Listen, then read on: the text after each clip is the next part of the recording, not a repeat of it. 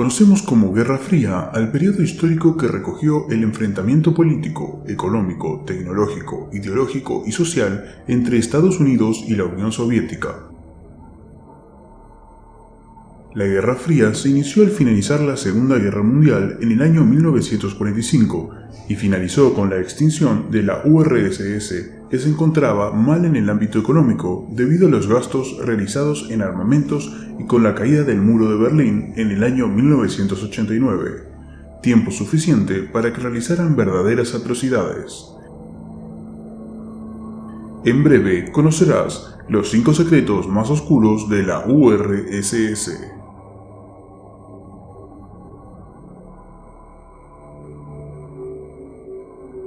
El escape del Aralsk 7. Muy pocas personas conocían hasta hace poco la existencia de la isla Vozrotenia, nombre que se puede traducir como renacimiento, y que no puede ser más desafortunado. Esta misteriosa isla fue uno de los baluartes de la investigación de armas biológicas de la extinta Unión Soviética durante la Guerra Fría, y tanto su ubicación como las actividades desarrolladas en ella estuvieron protegidas por el más absoluto secreto desde 1948 hasta el año 1990.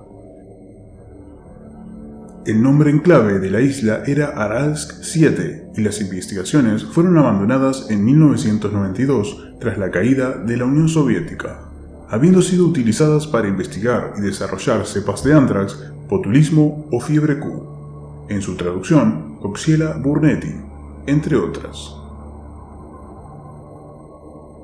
La isla Vozrotenia, actualmente repartida entre Kazajistán y Uzbekistán, se encontraba situada en el interior del mar Aral y por tanto era relativamente segura para servir como laboratorio biológico al contar con la barrera del agua que impedía la transmisión de microorganismos. En 1971, en el Aralsk 7, se comenzó a realizar prueba de campo de un arma biológica de viruela.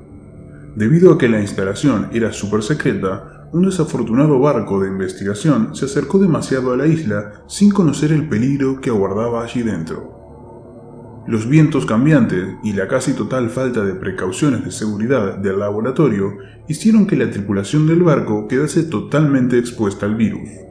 Un miembro de la tripulación se infectó y transmitió la enfermedad a la gente de su país. Al final, más de 50.000 personas tuvieron que ser vacunadas y 2 niños y una joven perdieron la vida a causa de la enfermedad.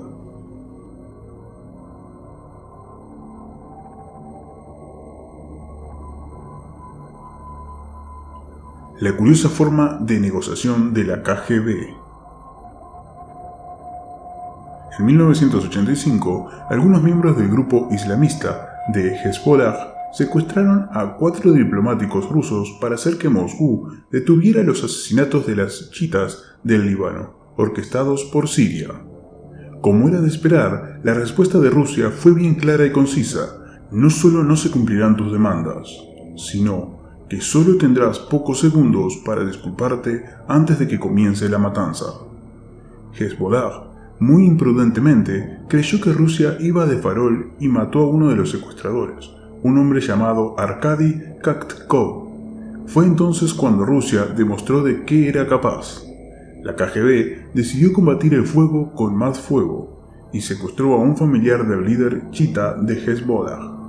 Aunque cualquiera esperaría que tras haber obtenido esa importante ventaja, la KGB habría exigido la liberación de los rehenes rusos a cambio de seguridad de su propio rehén. En lugar de eso, castraron al líder chiita y enviaron sus genitales a Hezbollah, junto a una fotografía del hombre recibiendo un disparo en la cabeza. Hezbollah liberó a los rehenes restantes de inmediato.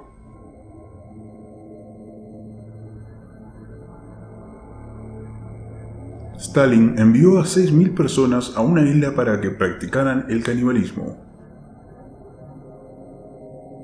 En el año 1933, aproximadamente 6.114 personas clasificadas como elementos obsoletos fueron enviadas para morir a la isla de Nasino, Siberia. Cualquiera que intentara escapar era perseguido por los soldados. En la isla no había ni refugios, ni animales, ni comida.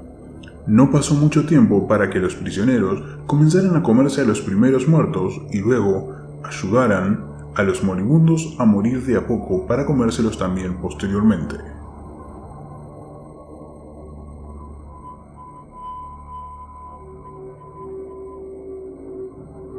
La Unión Soviética definió como enfermedad mental no apoyar el comunismo.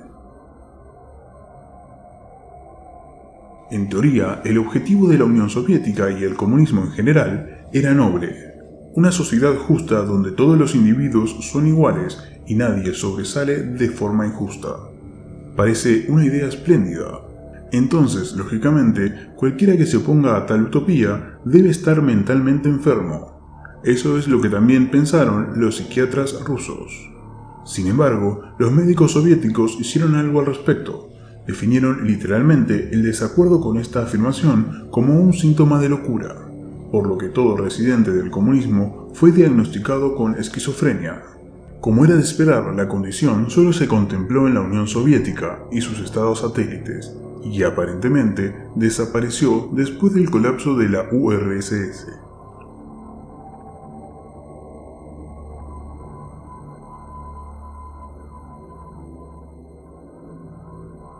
La URSS mató y encarceló a miles de científicos por no aceptar que las plantas son comunistas.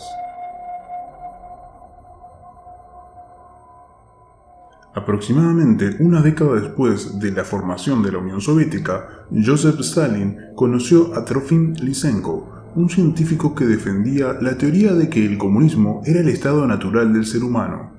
Lysenko no creía en la selección natural. Afirmaba que los animales e incluso las plantas trabajaron juntos conscientemente y se transformaron para crear la versión más perfecta posible del mundo, tal y como ocurre en el comunismo.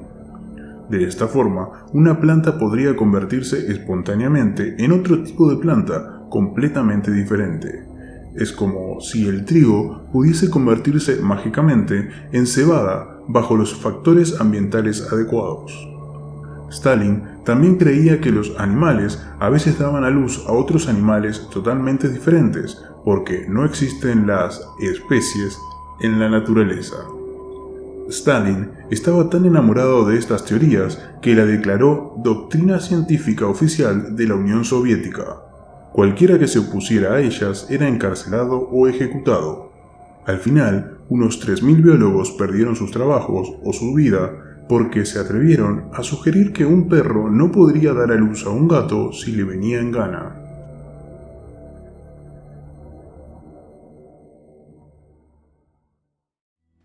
Si te gustó el video, deja tu like, compartilo y muy importante, suscríbete para no perderte ninguno de los videos.